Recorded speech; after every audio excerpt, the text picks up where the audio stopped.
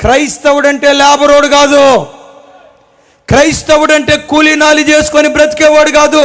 ఎవడో మోచేతి నీళ్లు త్రాగి బ్రతికే ఒక అధముడు కాదు క్రైస్తవుడు. ఈ ముద్ర చెరిపివేయబడి క్రైస్తవుడంటే ఓ గెస్టెడ్ ఆఫీసర్, క్రైస్తవుడంటే ఓ సివిల్ సర్వెంట్, క్రైస్తవుడంటే ఓ ఐఏఎస్ ఆఫీసర్, క్రైస్తవుడంటే ఓ డాక్టర్, క్రైస్తవుడంటే ఓ ఇండస్ట్రియలిస్ట్. ఈ ముద్ర క్రైస్తవ కుటుంబాలకు రావాలి. అటు లేబరోడ్రా, ఆ జమానా పోవాలి. కూలీనాలి వేసుకొని బ్రతికే లేబరోడ్రా, ఈ ముద్ర పోవాలంటే అయ్యలారా, చదువుకునే బిడ్డలు కష్టపడి చదువుకోండి.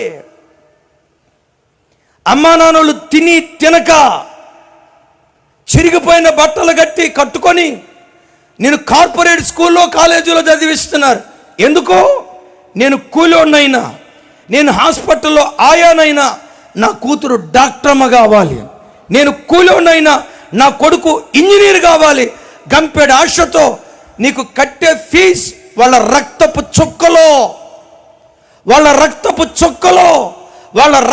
చుక్కలు నువ్వు అనుభవిస్తా. కాలేజీకి వెళ్ళి ఏ అమ్మాయికి సైట్ కొడదాం, ఏ అమ్మాయికి మెసేజ్ పంపిద్దాం, ఏ అమ్మాయికి ప్రపోజల్ పంపిద్దాం. ఈ పోకిరి చేష్టలు చేసేవాడు, ఈ పని